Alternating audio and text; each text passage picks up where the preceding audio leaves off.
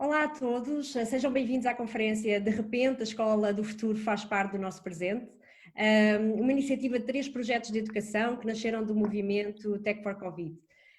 Tenho o prazer de vos apresentar 3 convidados muito especiais para falarmos desta aventura que as nossas escolas e os pais, professores e alunos viveram. Começo pelo Dr. Marco Carvalho, iniciou a carreira como professor de Geografia, publicou vários manuais da disciplina com a Porta Editora e é diretora há 15 anos no Colégio Júlio Diniz no Porto. O colégio reúne cerca de 80 professores e educadores e 900 crianças nas valências de creche, pré-escolar, ensino básico e secundário. Temos também a professora Isabel Cabo, professora de espanhol no agrupamento de escolas Latino Coelho em Lamego, com várias especializações, inclusive na supervisão pedagógica em línguas e comunicação de tecnologias educativas. E terminamos com Afonso Mendonça Reis, um empreendedor social de educação e ex-professor assistente da Nova SBE. Fundou a Associação Mentes Empreendedoras, que visa criar competências de liderança e autonomia nos jovens. Foi consultor de políticas públicas de educação e formação profissional nas Nações Unidas e OCDE. Foi nomeado um Global Shaper pelo Fórum Económico Mundial em julho de 2012. Bem-vindos a todos. Dr. Marco, vou começar por si e que nos explicasse um pouco aqui a sua aventura. Como foi preparar e gerir um colégio em confinamento? Quando é que se percebe que vamos todos ter que ir para casa e é preciso alterar os comportamentos e a escola? Bom dia a todos, bom dia aos colegas, à Isabel, ao Afonso e à Sofia. Obrigado pelo convite. De facto, talvez nenhum de nós, não sei Portugal, mas no mundo estaria preparado para ter que lidar com todo este contexto de forma tão precipitada e de forma tão contundente em todos os aspectos da sociedade. De facto, o colégio, numa determinada altura, ali durante o mês de março, começamos a perceber que algo de facto iria acontecer, que poderia implicar uma série de alterações bastante significativas. Aquilo que nós, de alguma forma, procuramos fazer foi começar a estruturar qual seria a nossa resposta numa eventual saída ou numa eventual deslocação de toda a estrutura para casa. Começamos no início do mês de março a tentar identificar quais as plataformas, quais os processos que tínhamos e que de alguma forma poderiam ser execuíveis de dar continuidade em contexto não em contexto escolar, em contexto em casa, digamos, quer alunos, quer colegas.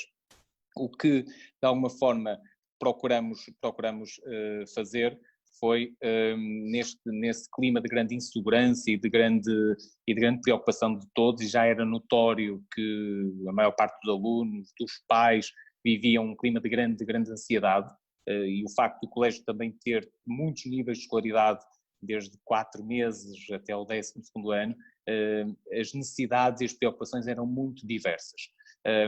Começamos a perceber que, independentemente da decisão que o Ministério da Educação tomasse, sentíamos que não tínhamos contexto, para um contexto até de segurança, e apesar de todas à data, todas as indicações e todas as preocupações, se bem que também eram ainda muito indefinidas do que era para fazer, o que é que não era para fazer, o desconhecido dominava e talvez ainda hoje ainda domine. Aquilo que nós procuramos foi, até antes da decisão do próprio Ministério da Educação, termos a estrutura totalmente preparada para a qualquer dia nos deslocarmos para casa.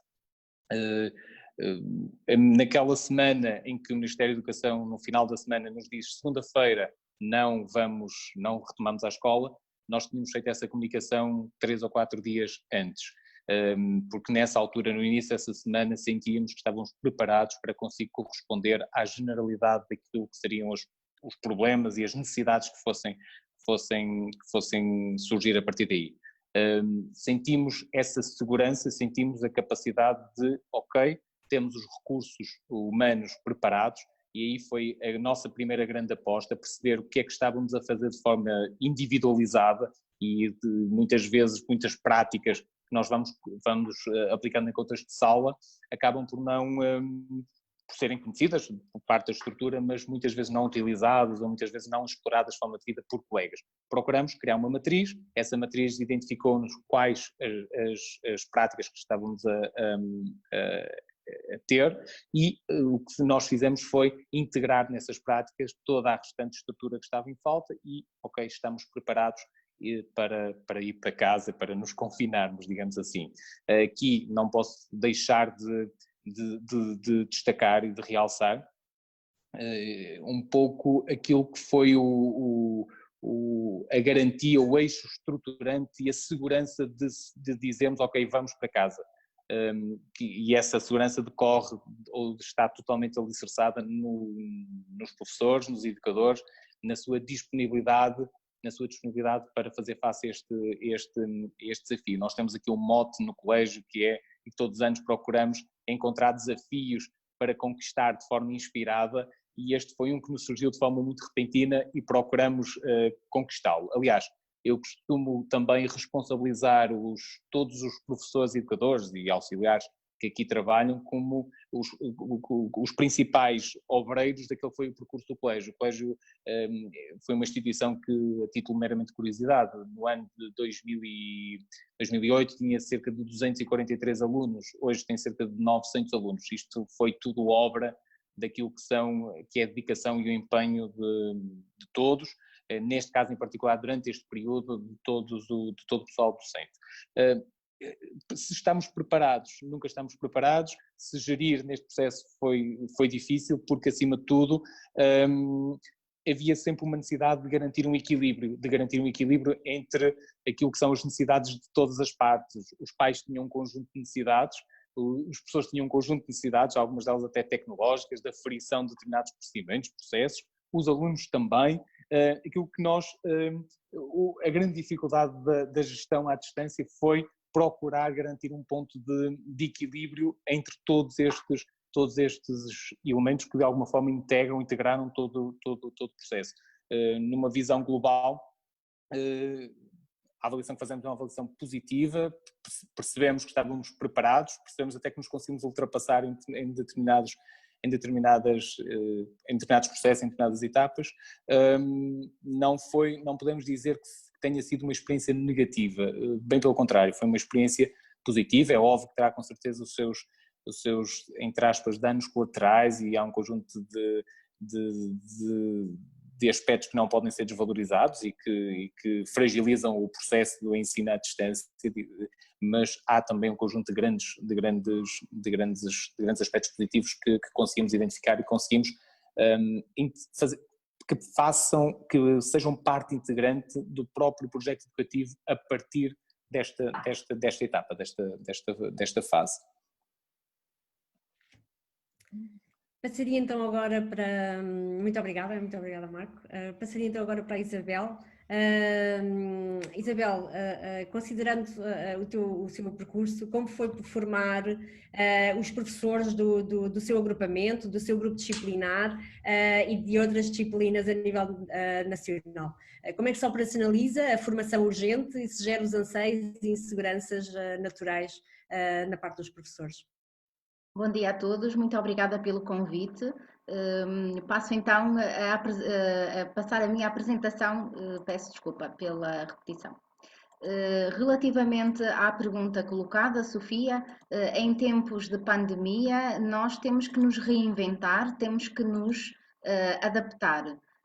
Claro que todo o trabalho que fiz neste período de confinamento não foi um trabalho que nasceu agora. É um trabalho que tem um início já há algum tempo, uma vez que eu me dedico uma parte do meu tempo ao voluntariado, em particular a dar formação a professores no âmbito das tecnologias e no âmbito de metodologias de ensino.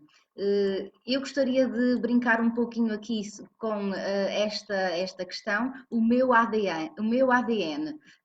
Eu costumo dizer que sou uma multitask e uma hiperativa, diria que seria mais ou menos uma guitarra portuguesa, toco várias guitarras e em forma de canivete suíço.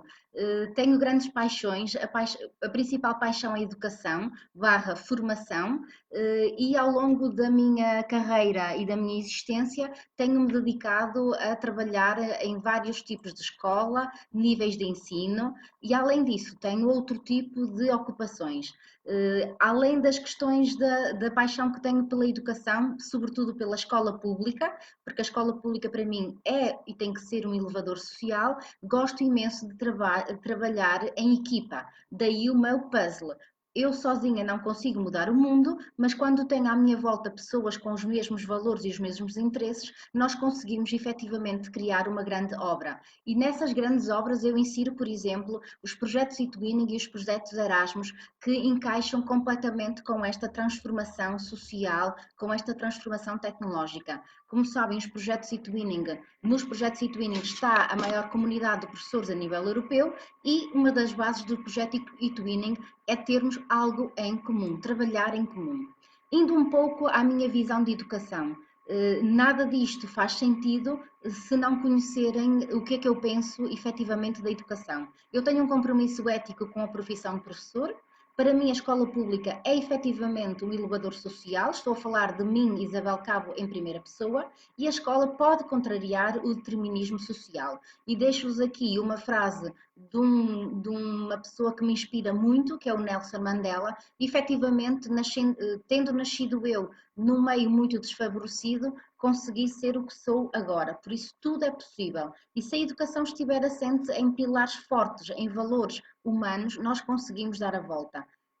Relativamente ao percurso que efetuei, em particular na pandemia, destaco 4 iniciativas, as quais eu chamo de transformação pedagógica, pessoal, social e emocional. Quando recebemos a mensagem em que a escola ia fechar, eu no domingo a seguir pus-me a pensar como é que eu posso ajudar a minha escola a dar a volta. Eu sou coordenadora de 33 diretores de turma, incluindo-me a mim própria, coordenadora do segundo e terceiro ciclos na minha escola há 4 anos. E há 4 anos que eu tenho vindo a fazer um percurso de transformação da educação, incluindo o Office 365.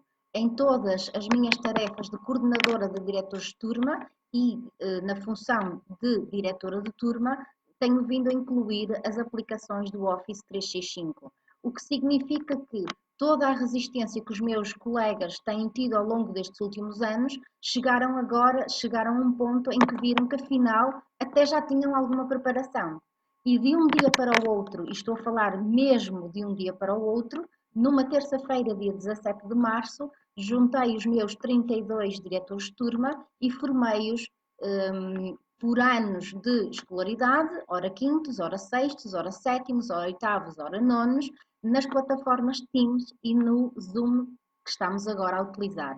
Com base nessa formação, foi possível iniciar a transformação pedagógica, o contacto pessoal, porque estávamos isolados. É certo que há pouco tempo que estávamos isolados, mas este contacto pessoal fez com que nas semanas seguintes nós estivéssemos muito próximos. Por isso, em termos sociais, nós facilmente contactamos uns com os outros e, obviamente, a questão emocional. Foi muitíssimo interessante, muitíssimo agradável, de repente, podermos estar a ver uns aos outros, vermos que estávamos bem. As questões do bem-estar são muitíssimo importantes. E as questões da incerteza acabaram por se minimizar a partir do momento em que estabelecemos estes contactos através do Zoom, sobretudo através do Zoom. Foi uma plataforma que eu, sinceramente, não faço ideia quantas horas de formação dei na minha escola a colegas dias e dias a fio. Eu posso dizer-vos que desde o dia 16 de março até vésperas de Páscoa, eu estive praticamente todo o meu tempo a trabalhar com os colegas do meu agrupamento. Destaco aqui questões muito específicas, datas para mim relevantes. Dia 17 de março formei os diretores de turma da minha escola, do segundo e terceiro ciclo, e entretanto, porque são os meus, fazem parte da minha coordenação, e convidei os diretores de turma do secundário para também poderem estar comigo a aprender a trabalhar no Teams e no Zoom. De seguida, desafiei os meus diretores de turma a partilharmos com os nossos respectivos conselhos de turma todas as aprendizagens realizadas. Por isso, no dia 19, já estávamos a partilhar com os nossos colegas do conselho de turma. Nesse sentido, uma vez que na escola já havia e-mails institucionais do terceiro ciclo, na primeira semana de confinamento, todas as nossas 21 turmas do terceiro ciclo passaram a contactar com os professores no ensino à distância através da plataforma Teams do Office 365. E nesse seguimento, passado pouco tempo, a escola concebeu os e-mails institucionais desde o pré-escolar até ao secundário, e a escola rapidamente, uma escola, como poderão imaginar, muitíssimo grande, com mais de 200 professores e quase 1000 alunos, conseguimos na segunda semana estar todos ligados.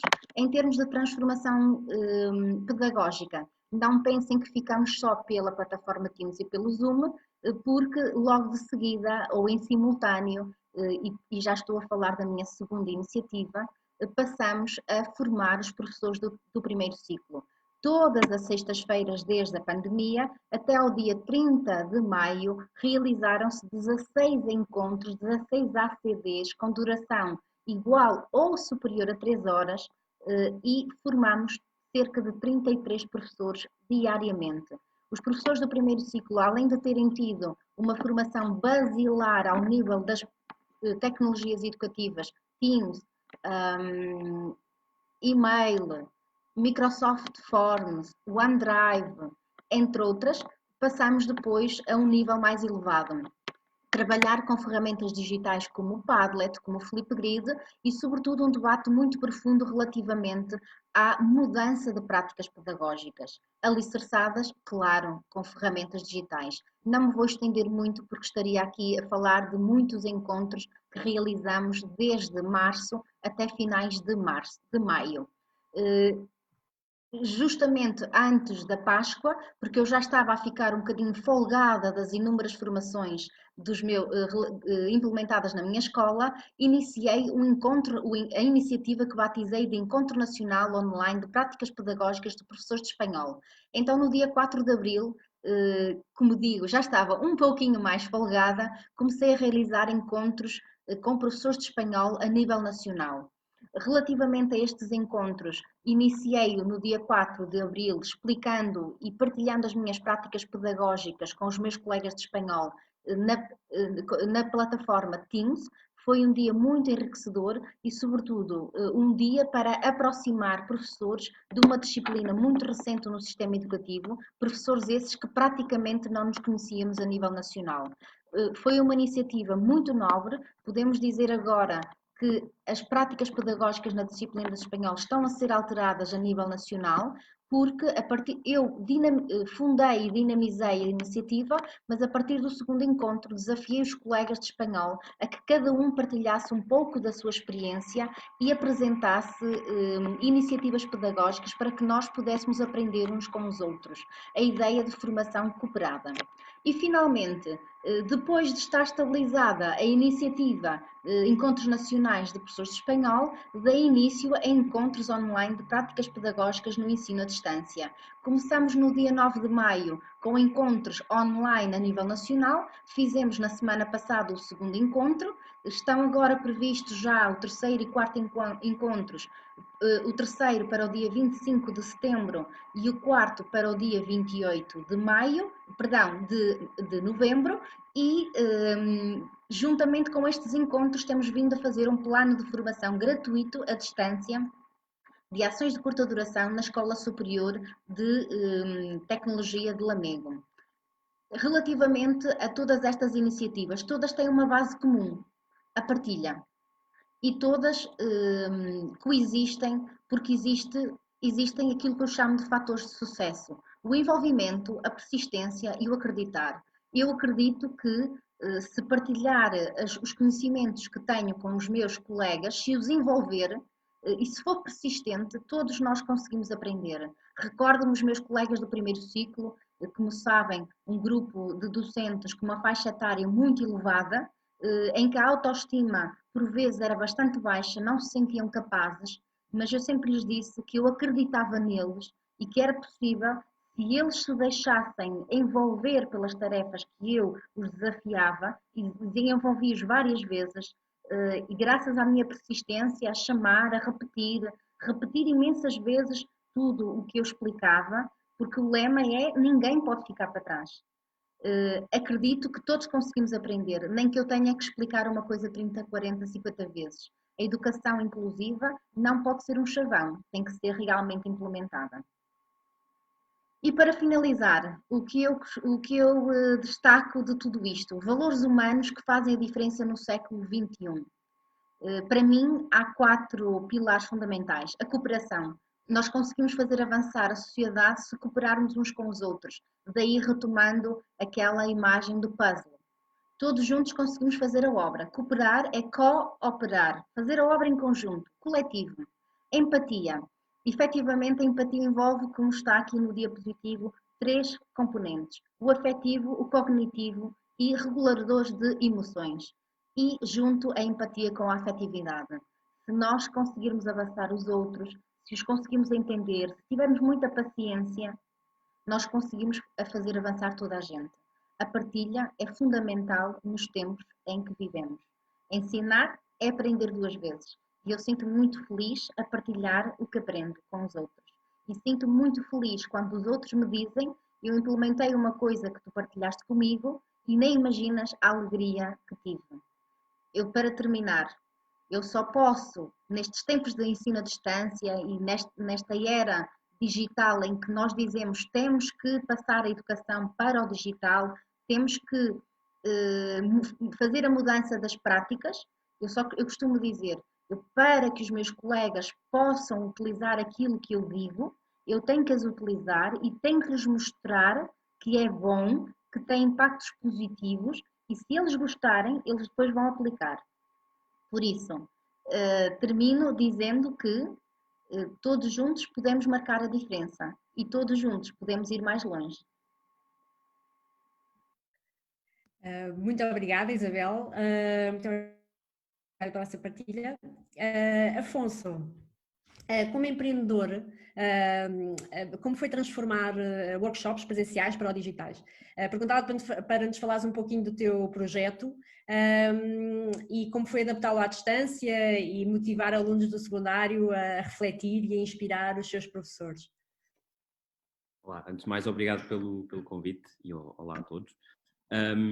Então, vou só também explicar muito rápido o que é que são as Mentes Empreendedoras. Portanto, as Mentes Empreendedoras surgiram em 2010, quando eu e mais um grupo de amigos imigrantes estávamos em Zurique a dizer que Portugal estava mal e que tinha muitos problemas. E chegámos à conclusão que se continuássemos a queixar-nos, seríamos parte do problema em vez de ser parte da solução. E, portanto, a ideia foi muito proporcionar a alunos de secundário oportunidades de superação para que eles fossem vendo o que são capazes. Porque às vezes o que pode acontecer é, se a pessoa no seu processo de desenvolvimento nunca for exposta a desafios que depois supera, nunca se vê nessa posição e, portanto, inibe-se. Portanto, é um bocadinho o que os psicólogos chamam de autodeterminação. Portanto, ficam mais capazes, de certa forma, de enfrentar a incerteza e dar uma oportunidade às suas ideias porque acreditam na sua capacidade de si próprios de dar corpo a estas ideias. As Mentes Empreendedoras basicamente trabalham com os clubes, os alunos do secundário, onde os acompanhamos ao longo de 3 anos, com o objetivo de, no ano 3, eles tornarem-se depois mentores dos seus colegas mais novos.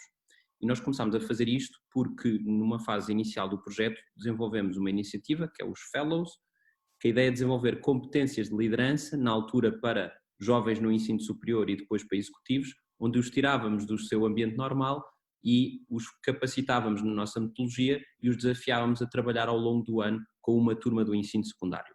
Pronto, depois o que fomos tentando fazer foi reduzir a diferença etária para serem os próprios jovens no seu 3º ano a ser eles mesmos os fellows na sua escola, na sua comunidade.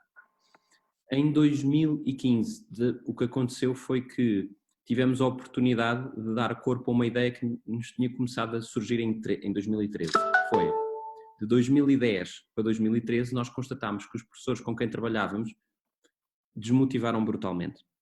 E não connosco, mas também por causa dos cortes, mas de certa forma os cortes foram um bocadinho uma gota d'água.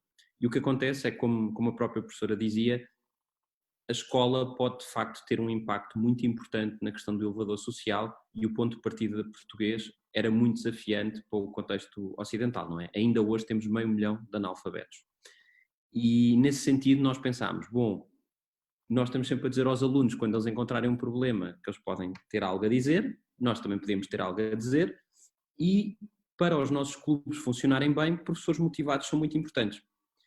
E por uma questão da educação e missão social, achámos que de facto criar o Inspira o Teu Professor fazia sentido. Como é que funciona? Os alunos refletirem sobre o impacto positivo que professores tiveram na sua vida e utilizar esta experiência para produzir conteúdos inspiradores para valorizar a educação e os professores. Daí fomos desafiados na altura a levar o Inspira o Teu Professor a Davos, fomos desafiados a entrar no júri do Global Teacher Prize, que depois nos desafiou de volta a criar o Global Teacher Prize em Portugal. E o Global Teacher Prize Portugal é uma iniciativa que pretende aproveitar a premiação e um formato que é conhecido e ligar este movimento internacional para, mais do que tudo, desafiar os professores inspiradores a chegarem-se à frente, a deixarem de ser tímidos, a partilhar o que fazem e permitir também investir em iniciativas dos professores, porque o prémio são 30 mil euros, é um valor muito simpático, mas mais do que tudo, nós fizemos com que 85% do prémio tivesse que ser investido numa iniciativa pedagógica. Pode ser na escola, pode ser na região, pode ser em capacitação. Nós escolhemos professores inspiradores, sabemos que eles depois sabem como dar melhor uso ao dinheiro. Também quisemos guardar um bocadinho para eles poderem tratar bem, não é? Porque normalmente quem se candidata ao nosso prémio nunca, é impossível ser um professor das 9 às 5, é um professor da meia-noite às 11h59 e portanto também um bocadinho de miminhos também merecem. Portanto foi assim, este é um bocado o nosso universo. Criámos também há pouco tempo uma iniciativa em parceria com a Fundação AGEAS, que é o Orienta, que é de certa forma uma forma prática de transmitir intuições de literacia financeira aos miúdos. A importância de poupar, perceber o que é desejos, o que são necessidades. Pronto. Isto é o nosso universo. Perante este universo, veio esta coisa maravilhosa chamada Covid-19 que fechou as escolas todas. E nós existimos há 10 anos, lançámos 2 avaliações de impacto externas grandes e isto foi muito chato. A parte, como é que nós respondemos a isto? Do ponto de vista operacional foi muito chato, porque apesar de tudo, ter a oportunidade e o contacto direto com os alunos é muito importante, mas como muitas instituições estão ligadas à educação, tivemos que nos adaptar. A primeira boa notícia foi que nós, como eu na altura vivia em Zurique, quando criei a organização, e nós procurámos ser sempre muito flexíveis, a organização em si já estava toda ela digital. Não temos praticamente papel, toda a gente assina digital, toda a gente tem o seu próprio computador, portanto tudo isso foi muito fácil. A parte mais importante foi a ponta final, que é os workshops, os momentos presenciais. Então aí tive também um bocadinho a refletir com a equipa antes de falar convosco hoje e o que estávamos a lembrar era que de facto foi sim muito rápido, o que nos lembrávamos foi que foi muito positivo ao mesmo tempo termos sido desafiados a explorar ainda mais esta alternativa, se bem que a evidência mostra que para os alunos, na média, isto não é muito bom. Mas o que é que foi bom? Conseguimos, através desta situação, começar por tentar perceber como é que os alunos estavam e em março, abril, eles sentiam que tinham muitos trabalhos, estavam muito assoberbados mentalmente, não é? Se nós pensarmos no cérebro como a ponte 25 de Abril, a ponte 25 de Abril estava cheia, se calhar para fazer justiça ali ao norte, o Freixo também, tipo às 9h30, também não está simpático. Pronto, então é um bocadinho isto. E começámos por aí. E o que é que o digital permitiu fazer que foi simpático? O facto de podermos fazer facilitação digital permitiu, de certa forma, ter ferramentas que permitem aos alunos exprimir-se de forma muito rápida, mas de forma anónima ao mesmo tempo. E então isso foi permitindo que eles se expusessem, ou seja, que eles partilhassem o que sentiam sem se expor. Assim é que é. Quem queria e quem podia fê-lo, e isso foi uma ponte para criar relação. O que é que nós sentimos também? Foi muito giro que os professores acharam que nós fazíamos um bom trabalho e até nos desafiaram a fazer uma formação para eles, e um dos nossos indicadores de desempenho era isto. Nós tínhamos as janelas, nós conseguimos aumentar o número de janelas, ou seja, com os alunos com imagem, porque às vezes eles podiam estar mais tímidos, então tiravam a imagem, até porque ficámos a saber por alguns alunos que havia outros que depois tiravam fotografias e screenshots e faziam maldades uns aos outros, e por isso é que eles também se blindavam com isso. Portanto, este foi um bom indicador. O outro indicador giro foi que os alunos, para eles não perderem os projetos que estavam a fazer, nós pegámos no que era os problemas que eles identificaram e tentámos dar-lhes voz. E então fizemos alguns desafios para eles poderem exprimir porque é que era importante para eles aquele tema que eles tinham escolhido. E então eles fizeram coisas como que sentiam que na sociedade portuguesa às vezes as mulheres eram mais condicionadas, ou seja, que havia expectativas do que é que elas deviam ser, do que é que elas deviam comer, que peso é que deviam ter, este género de coisas.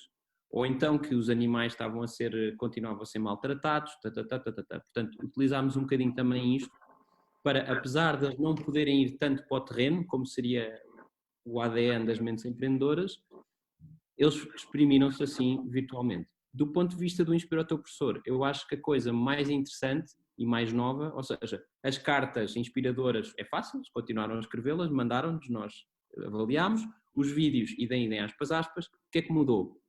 O facto de agora a sala de aula ser lá em casa, tivemos novos protagonistas nos vídeos, os pais. Isso foi bom. Ou seja, é um dos desafios da escola, principalmente num país que tem um ponto de partida de educação baixinho, é que eu diria que nós ainda não temos um entendimento muito consistente sobre como é que nós todos olhamos para a educação e para a escola e o que é que nós esperamos dela. Mas claramente, uma coisa que as mentes empreendedoras acreditam, e obviamente eu também, é que uma parceria mais construtiva e mais próxima entre pais e professores é muito desejável. Então, para nós, se calhar, por alguns pais a aproximar-se mais, foi uma coisa boa. O que é que seria também interessante contar-vos? Eu, como sou um fundador de uma organização, tenho sempre medo de falar muito, então corto mais. Mas se calhar devolvo-te alguma pergunta, mas a ideia foi um bocadinho esta, ou seja, esta é a organização que temos, isto foram os desafios que encontramos, ou seja, nós temos uma equipa muito nova e que já estava muito emancipada digitalmente, porque nós temos workshops tanto em Chaves como em Faro, então a equipa já estava habituada a colaborar digitalmente, porque a Rita estava em Portimão e a Ana estava na Covilhã e estavam a fazer coisas juntas. E isto somos 12 pessoas e eu circulo muito, portanto também temos 2 escritórios. Portanto, para nós essa parte foi fácil. A parte que a equipa pôs mais poder mental foi de facto como é que podíamos personalizar e manter a relação mais possível com os jovens utilizando as ferramentas digitais. E tivemos que, outra coisa engraçada foi que convertemos o nosso bootcamp, que costuma ser presencial, em digital. E então falámos de cozinhar, tivemos sessões de desporto organizadas pelos miúdos, que é uma coisa muito engraçada, e portanto foi um bocadinho esta a experiência. Até houve um momento que nós estávamos na dúvida se as escolas iam querer continuar os workshops, pensámos, devem estar assoberbados até ao telhado, só que não. Começamos já para a semana. Portanto, foi também um feedback implícito muito bom. Remato só com uma coisa, para mim foi uma experiência positiva, nós organizámos o Bootcamp para o Orienta-te, com a Fundação AGAs, e eu acho que o digital é útil, mas não sou um fanático do digital. E de facto naquele Bootcamp nós conseguimos ter ali uma manhã, das 9 à 1, em que foi um evento para os miúdos, foi dinâmico e conseguimos de facto manter um fluxo que, apesar de estarmos longe, sentimos-nos próximos. E aí, mais do que mérito meu, foi mérito da minha equipa e eu próprio fiquei muito surpreendido pela positiva. A preparação tinha sido boa, mas depois quando acontece, de facto foi interessante como é que nós, tanto todos, cada um em seu canto e em sua casa, conseguimos estar próximos, 50, 60 pessoas, isso foi positivo.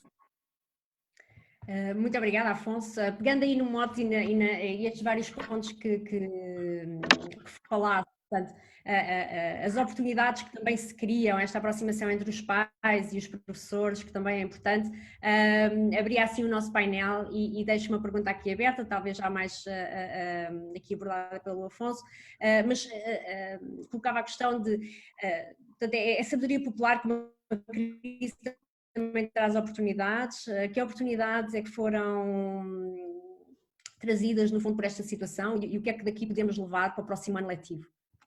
Para quem quiser responder.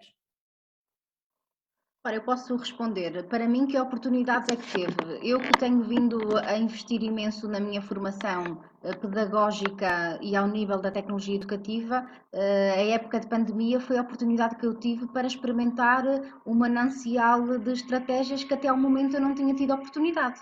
Porque a minha escola não teve plano tecnológico de educação, praticamente não temos computadores, é um objeto desconhecido. Eu invisto em hotspot de internet para fornecer aos meus alunos, porque o Minedu não é suficiente. Implemento o BIOT porque é o que tenho para poder realmente usar a tecnologia na sala de aula, uso os telemóveis deles, uso, como eu referi, a aprendizagem cooperativa, trabalho em equipa, porque o meu hotspot só dá para 14, o que significa que tenho que privilegiar sempre pares ou equipas, porque a minha internet não dá para as turmas grandes, não é? Acima de 20 alunos. Mas o 14 é bem bom. Pois. Por isso, toda a minha prática é sempre, desde sempre, originalmente favorável no trabalho em equipa, e o facto do hotspot dar para 14 também já me condiciona que não posso fazer e não gosto de todo o trabalho individual. Faço, mas privilegio o outro. Por isso, oportunidades eu tive muitas, e os meus alunos, se já estavam antes contentes porque a professora era das poucas que utilizava regularmente tecnologia, então agora eles disseram, foi fantástico. Alguns do 11º, que voltámos a aulas presencial, eles disseram-me, professora, estávamos tão bem em casa, porque eu tentei, nesta época de pandemia, criar experiências de aprendizagem. Eu sei e não podemos estar iludidos que os alunos aprenderam imenso. Não aprenderam imenso. Eles aprenderam o que foi possível.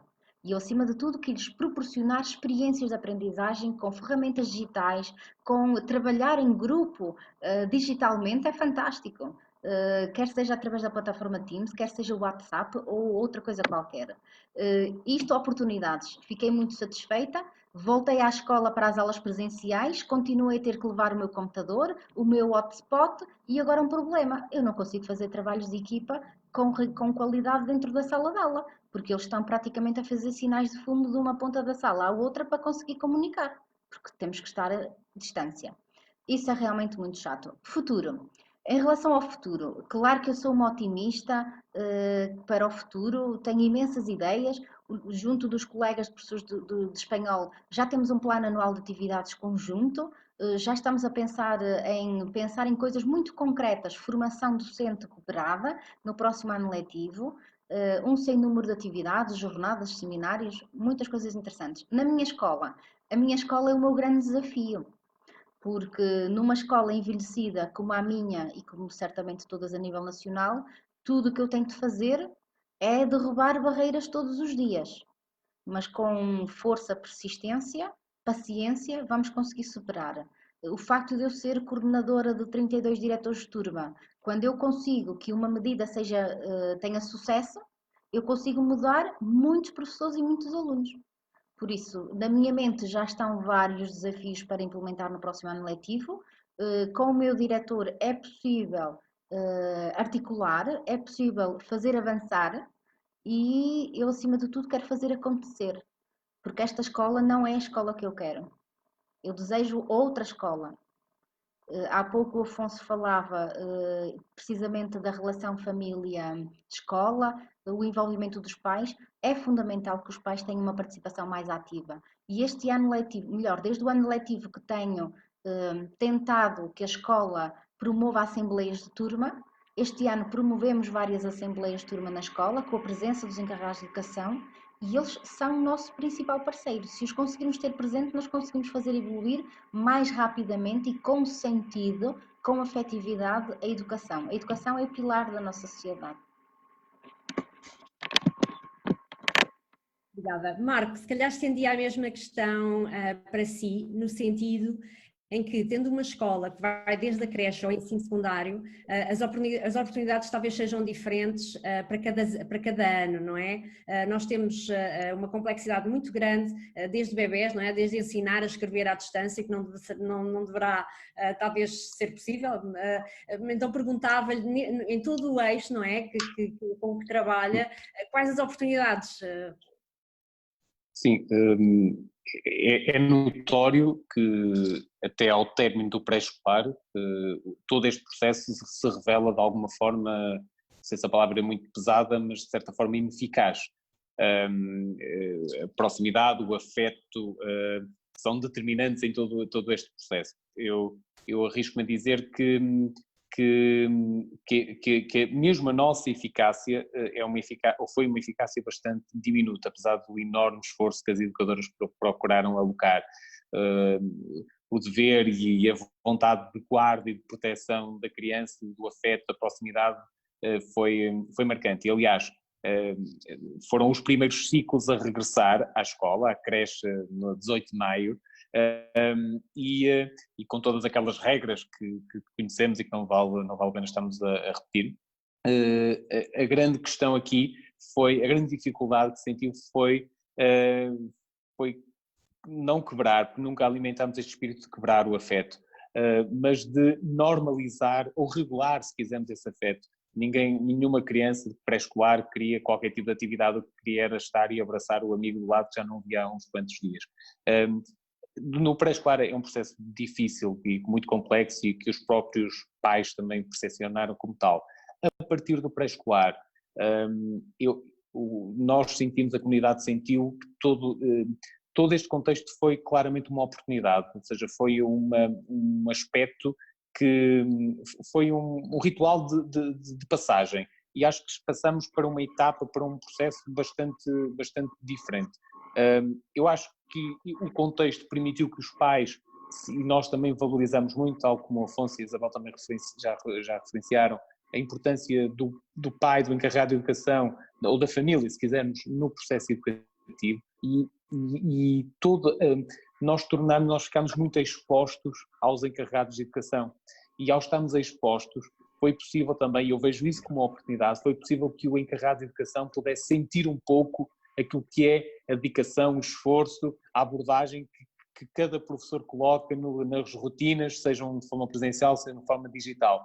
E isso aproximou os pais da escola, isso valorizou o papel do professor. Eu vejo isso como uma grande oportunidade, e que se as escolas conseguirem manter esta ligação aos pais, ou este envolvimento dos encarregados de educação, pode ser talvez um aspecto que no futuro contribua de forma decisiva para a valorização da escola no seu todo. Do ponto de vista daquilo que foi a capacidade foi também o efeito clique. Isabel referenciava que muitos de nós, e aqui no colégio acontece várias vezes, um professor que se queixa que o cabo da sala de aula deixou de funcionar, e ele simplesmente estava a colocar ao contrário. E todo este processo tornou-nos mais competentes do ponto de vista digital, porque nos obrigou de facto a passar por este processo e a vivê-lo. E esta regeneração constante, esta capacidade e nós também fomos quer na utilização da plataforma, nós tivemos colegas que numa fase inicial entendíamos que não avançámos, por exemplo, com um Teams, que não fazia sentido no primeiro ciclo, porque estávamos com outros canais de comunicação, e conseguimos durante o processo, por exemplo, transformar e direcionar para o Teams com uma grande facilidade, com uma grande capacidade. E a sensação que ficamos no fim é que o grupo, e nesta perspectiva entenda-se o grupo de professores, ganhou pela capacidade de superação e de disponibilidade constante, de colaboração constante, ganhou uma coesão que eu acho que já tinha, mas que se manifesta de uma outra forma, e nota-se, já estando nós em contexto presencial, notamos que a coesão, a união que existia se manifesta de uma outra forma, porque a distância valorizou a relação humana, e isso espero que perdure e que se mantenha, porque é condição base para que todos nós nos possamos sentir todos os dias motivados e disponíveis, e tenhamos todos a visão apaixonada que a Isabel imprimiu na apresentação, sem desprimor para o que o Afonso apresentou, mas de facto esta visão apaixonada, que isso determina um professor. Eu tive a minha orientadora de estágio, disse-me que um professor devia ter as competências e as apetências para ser marcante. E foi essa das últimas frases que me ficou, de uma pessoa que eu muito respeito e muito admiro. de facto o sermos marcantes, o contexto permitiu-nos ser um pouco mais marcantes e espero que em setembro, tudo indica que sim, regressemos num clima de proximidade que seja trampolim para um bom ano letivo, com algumas definições à cabeça, como sabemos, mas estamos preparados, eu acho que estamos preparados. O teste foi, passamos neste teste. Obrigada. Então, estando aqui num painel cheio de peritos em pedagogia, não posso perder a oportunidade de vos perguntar, portanto, muito se tem falado da necessidade de não transpor uma aula de 60 minutos no presencial para o digital. Gostava de despedir um bocadinho a vossa experiência, o conhecimento sobre isso já era disseminado, mas não estava era aplicado, como é que em o caso de cada um, como é que instruíram com quem formaram a lidar com essa situação e o que é o mais correto fazer? Não sei, aqui nós fomos muito pela prática, ou seja, a boa notícia é que havia já alguma relação em março, não é? O ano letivo começa ali em setembro, outubro, e fomos adaptando. Uma das coisas que foi bastante interessante, se calhar 2 ou 3 ideias, é que alunos que no presencial eram mais tímidos, às vezes no digital revelavam-se mais. Outra coisa era aquelas ferramentas de toda a gente escrever a opinião no quadro branco, ou então pôr aqueles questionários tipo em que escolha múltipla e que eles respondem rapidamente. Isso permitia muito agarrar turmas se calhar um bocadinho menos dinâmicas, esse tipo de ferramentas mais imediatistas, ou seja, que eles conseguiam exprimir-se rapidamente e viam resultados, começavam a puxar por eles. Outros que não precisavam tanto disso, podia-se usar outro tipo de ferramentas. Tivemos de todo tipo, desde aulas de 1h20 a aulas em que eram muito curtinhas, que era o que os professores tinham e como a escola se tinha organizado. Portanto, nós fomos muito mais, nós temos que nos adaptar ao que já era a prática de cada escola com quem trabalhávamos. Nós formámos para aí, se cada aluno só tivesse participado uma vez, passaram-nos pelas mãos para aí mais de 1000 miúdos nestas coisas de workshops digitais. Eu acho que únicos devem ter sido diferentes, essa é que é a coisa. E foi mais isto, ou seja, a coisa que fomos reparando consistentemente era os mais tímidos tinham nas ferramentas digitais uma forma de se expor anonimamente, portanto com segurança, podíamos adaptar à turma, os ciclos de atenção dependia depois do dinamismo e também do estado em que os miúdos estavam. Numa fase inicial eles estavam cheios de trabalho e foi preciso ganhá-los e portanto acho que vai sempre depender bastante da turma em causa. Porque mesmo aquelas pessoas que às vezes nos dizem vocês vão trabalhar com aquela escola, aquela escola é horrível, e depois às vezes nós estivemos em escolas já a roçar classe alta com turmas muito mais difíceis do que algumas escolas TAPE, território de intervenção, território educativo de intervenção prioritária, são supostamente escolas que servem contextos mais desfavorecidos, portanto é tudo muito, muito variável. De facto, o que isto nos reforça é que temos de ter pessoas muito bem formadas e muito versáteis para um bocado tipo comandos da educação, para que entrar em cena, saltar de paraquedas e depois adaptar-se ao que têm em frente. Os mesmos miúdos, em momentos diferentes, reagem também de forma diferente. Mas é um bocadinho isto. O digital permite, e isso é a parte simpática, ser mais interativo para miúdos mais passivos e dar-lhes mais voz para miúdos que já estão numa dinâmica mais de se expor e de opinar e de comentar e tudo mais. Obrigada. Mais alguma resposta? Ora bem, a escola, enquanto instituição, tem vindo a sofrer uma grande alteração. No entanto, não podemos esquecer que os modelos clássicos continuam a vigorar nas salas de aula presencial. Quando passamos para o digital, se não houver uma pequena alteração, é muito complicado. Por isso, eu espero que, de facto, no futuro, cada agente educativo se preocupe um pouco mais com a sua formação e que vá além da obrigatoriedade de fazer meia dúzia de ações de formação de X em X tempo, porque as metodologias são fundamentais. Nós estamos a falar agora da era digital, do uso de recursos digitais, mas a questão não é a técnica, utilizar tecnologias. A questão está na base, nas pedagogias. Eu já há algum tempo que venho a falar no meu departamento que uma aula de 50 minutos, na minha escola temos aulas de 50 minutos, tivemos aulas agora síncronas de 40, e eu tenho vindo a dizer que as aulas são essencialmente para os alunos trabalharem, porque se o professor ultrapassar, na minha opinião, mais que 10 minutos, é o professor que está a monopolizar o espaço de aprendizagem. As aulas têm que ser preparadas de maneira a que os alunos realizem tarefas de aprendizagem. E se no digital o professor continuar no mesmo registro, o desastre é enorme. Por isso, há toda uma transformação da escola que vai muito além da utilização de tecnologias. Sempre que eu estava nas minhas formações com os vários colegas nas várias iniciativas, eu tento sempre colocar um cariz prático. Há sempre um momento expositivo de apresentação, como é óbvio, do conteúdo, mas a seguir temos que dar caminhos possíveis para que as pessoas aprendam autonomamente e, na minha opinião, em equipa.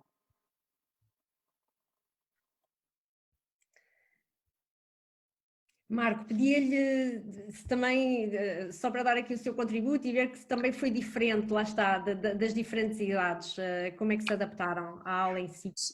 Sim, nós procuramos alimentar desde o início uma visão equilibrada.